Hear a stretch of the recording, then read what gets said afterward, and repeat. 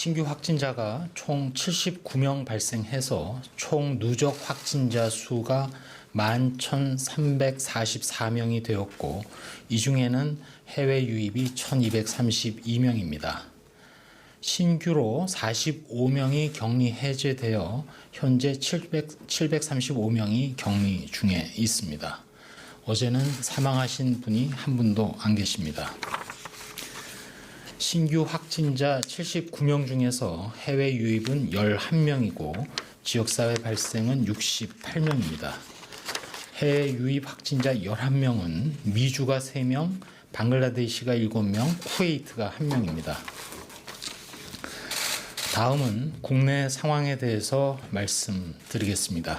국내 지역 발생과 관련해서 경기도 부천시의 쿠팡 물류센터 집단 발생 관련입니다. 전날과 대비해서 46명이 추가 확진되었습니다.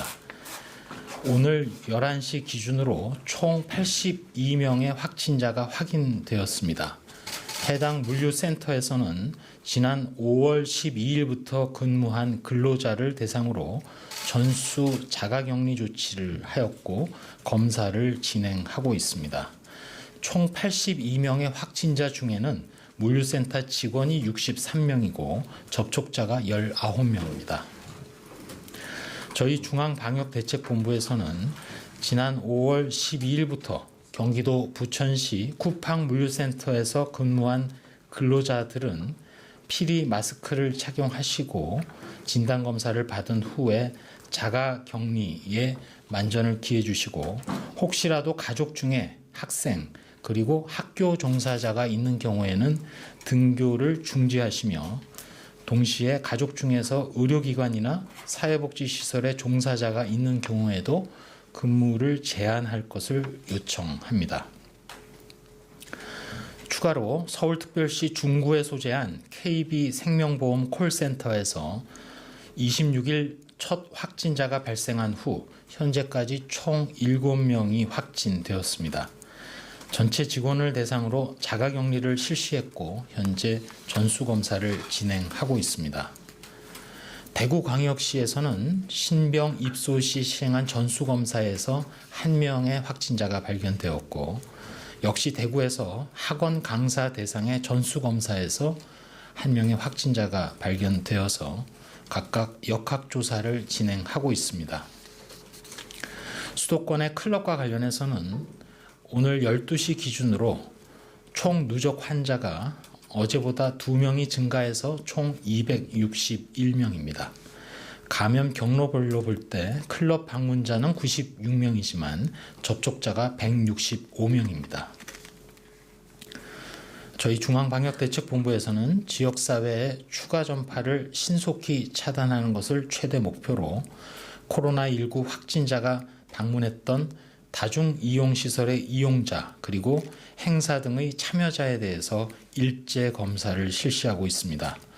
보도 참고자료에도 부침 3으로 첨부하였습니다만, 해당되는 일시에 관련된 장소를 방문했던 분들은 증상 유무에 관계없이 선별진료소를 방문해서 진단검사를 받으시도록 당부드립니다.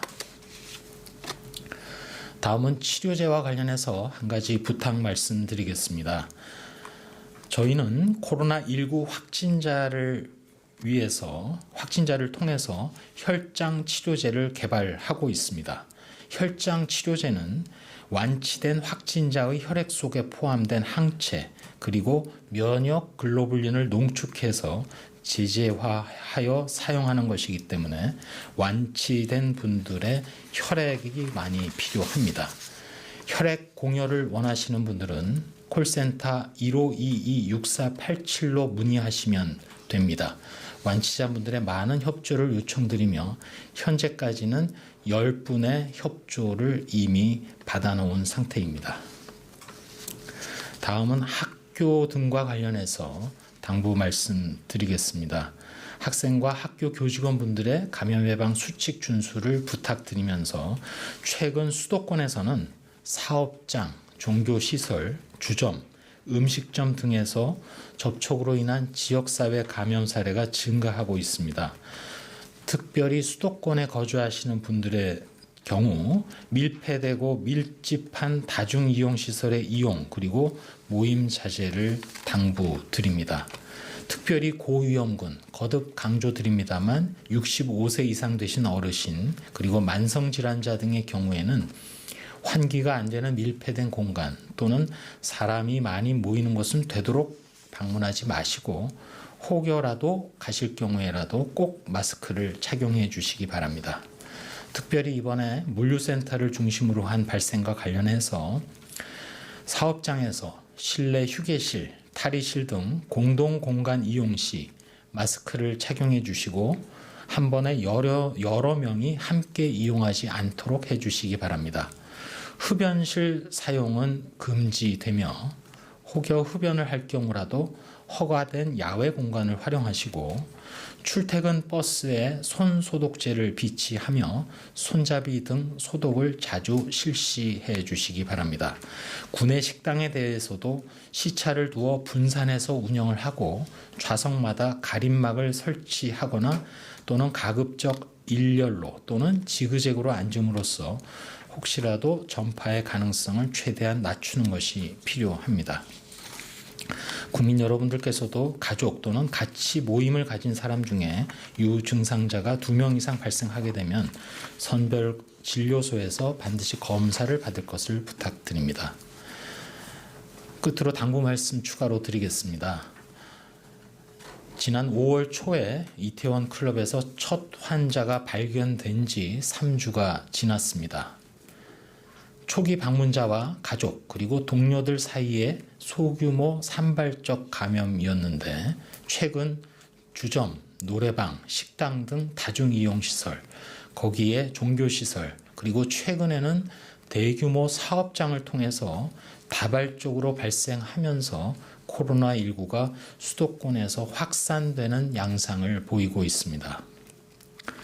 특별히 부천 물류센터의 경우 첫 감염을 확인하고 단 3일 만에 70명가량의 직원, 가족, 접촉자 중에서 확진자를 찾았는데 워낙 전파 속도가 빠른 관계로 일단 신속한 진단검사에 역량을 집중하고 있습니다.